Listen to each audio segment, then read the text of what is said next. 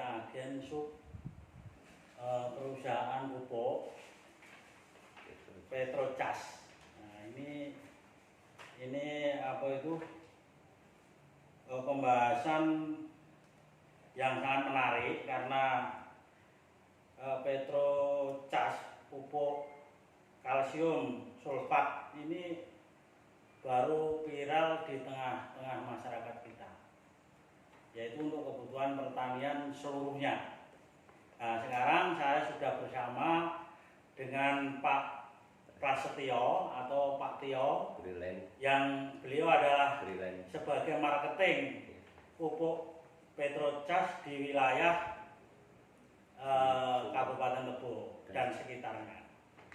Nah, oke, akan saya mulai dengan perbincangan seputar pupuk Petrocas dan apa kegunaan dan manfaat bagi tanaman-tanaman yang setelah dipupuk tersebut. Nah, selamat mengikuti. Assalamualaikum Pak Tio. Waalaikumsalam warahmatullahi wabarakatuh. Ini tadi sudah kita bicarakan bahwa kita akan membahas tentang kemanfaatan untuk pertanian pupuk Petrocas. Nah, bagaimana secara luas manfaatnya pupuk Petrocas tersebut? Terima kasih Bung Manda atas pertanyaan yang disampaikan kepada saya. Karena nama saya Prasetyo sebagai freelance, tugas saya adalah freelance dari produk Petrocas dari Petrokimia Gresik untuk wilayah Kabupaten Tebo dan sekitarnya. Nah, ini perlu kami sampaikan kepada saudara-saudara kami, terutama para petani-petani untuk wilayah Kabupaten Tebo dan sekitarnya. Jadi Petrocas adalah produksi Petrokimia Gresik, merupakan salah satu perusahaan BUMN, badan usaha milik negara. Kemudian nama produk Petrocas atau kalsium sulfat dengan kandungan unsur-unsur ada 3 kandungan unsur. Unsur pertama adalah ini kalsium sulfat itu 90% kandungannya. Jadi kalsium sulfatnya 90% ya. Kemudian kalsium oksidanya 30%, kemudian sulfur atau belerang untuk 42%. Kemudian ada penaikan pH tanah 6 sampai 7. Hanya ini menyuburkan tanah adalah 6 sampai 7 pH-nya. Kemudian bisa menekan juga menurunkan keasaman tanah. Karena wilayah kita, artinya struktur tanah di wilayah kita ini selama ini memang kekurangan, yaitu zat kapur dan belerang, sehingga banyak tanaman-tanaman kita yang terserang, diantaranya ada bakteri, jamur dan lain sebagainya. Nah, inilah pupuk satu-satunya pupuk produk dari Gresik ini, Petrocas ini salah satunya pupuk yang untuk mengobati yang selama ini tanah-tanah kita ini karena sudah jenuh karena pupuk-pupuk kimia ini, untuk mengobati, untuk menetralisirkan. Karena sifatnya pupuk kita ini adalah ini untuk menetralisirkan, bentuknya itu seperti tepung. Jadi bentuknya tepung halus, warnanya coklat-coklatan. Kemasannya karungan ya? Ya, karungan kemasan 50 dan lembab. Tidak lembab, tetapi dia basah, lembab. Basah ya? Ya, lembab. Ya. Tidak seperti urea, cuma lembab. Nah, kemudian Petrocas ini merupakan pupuk pembenah tanah untuk mengurai tanah yang selama ini banyak pupuk-pupuk yang lama, mungkin dalam 1 tahun bahkan 5 tahun yang lalu itu sisa-sisa pupuk itu belum terurai. Jadi dengan adanya pupuk Petrocas ini, kemudian kita tabur, dia akan mengurai. Yang belum terurai akan terurai melalui akar, batang kambium sampai kepada daun. Itu biasanya Pak, biasanya itu berapa minggu, jadi sehingga dia itu nampak bahwa pupuk itu beraksi gitu. Ini yang pernah kami lakukan, dalam waktu 1 minggu sudah ada reaksi. Sudah kelihatan. Ada reaksi. Kemudian untuk maksimalnya itu itu 1,5 bulan. Itu dari daun itu sudah terbuka, dari pucuk daun juga terbuka, warna yang mungkin selama ini mungkin kuning atau merah itu akan menjadi hijau, pure hijau semua. Nah, terus bagaimana kalau seandainya itu untuk memupuk sawit, terus ada nggak hasil daripada pupuk itu sehingga buahnya melebihi sebelum dipupuk? Ya, itu insya Allah dengan kita memakai produk Petrocas ini untuk tanaman sawit, maka ada potensi buah tandan menjadi beratnya akan bertambah, potensinya sampai 30%. Kemudian untuk rendemen minyaknya juga potensinya bisa naik 30-40%. Itu khusus untuk ya, untuk sawit. Kalau untuk karet? Untuk karet itu ada cat mengantisipasi tumbuhnya jamur. Karena jamur komes ini selama ini itu. Kemudian sifat getah karet akan menjadi kental, tidak saja akan menjadi agak kental, kemudian kulit ini akan menjadi lunak, kulit akan menjadi lunak. Bahkan yang diberes itu ya, bahkan pupuk ini bisa juga untuk mengobati luka-luka bekas sadapan yang mungkin itu nanti bisa dioles, insya Allah bisa pulih kembali.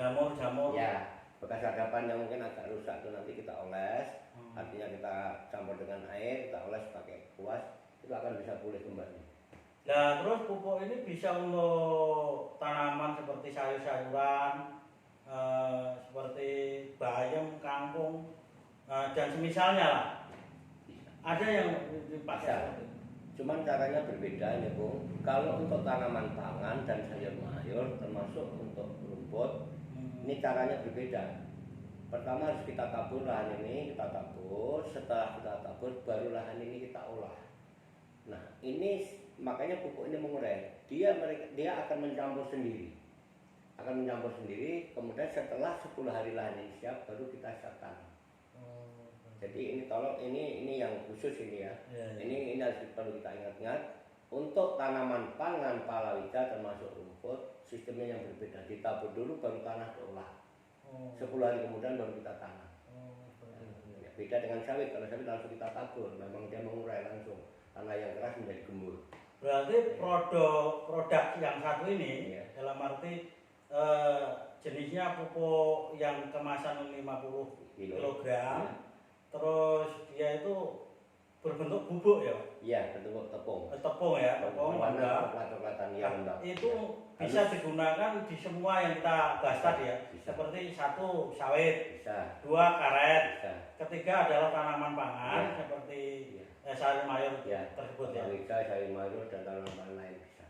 Bisa semua. Oke, yang kami tanyakan untuk selanjutnya, untuk di wilayah Kabupaten Tebo itu sudah berapa banyak apa itu agen subnya yang punya gudang yang Bapak story setiap dia butuh? Untuk wilayah Kabupaten Tebo itu ada 34 gudang.